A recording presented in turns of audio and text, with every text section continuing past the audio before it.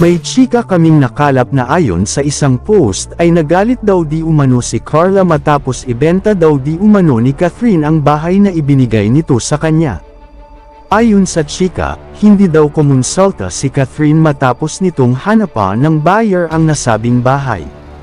Nagulat na lang daw si Carla dahil may buyer na daw ang nasabing bahay.